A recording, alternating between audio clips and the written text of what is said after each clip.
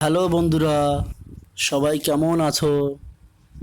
তোমরা যে ভিডিওটি দেখছো, আমাদের পাশে এক কাকুর জমিতে, ধান জমিতে খুব ইঁদুর উপদ্রব করছে।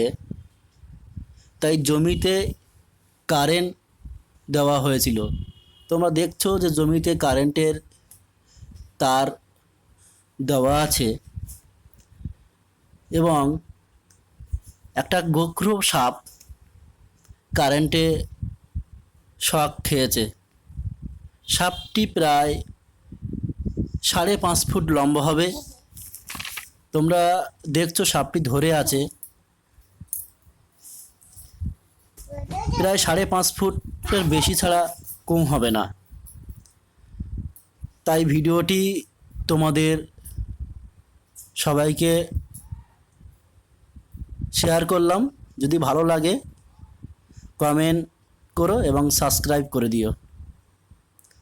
দেখো, প্রায় 5.5 ফুট লম্বা সাপটি।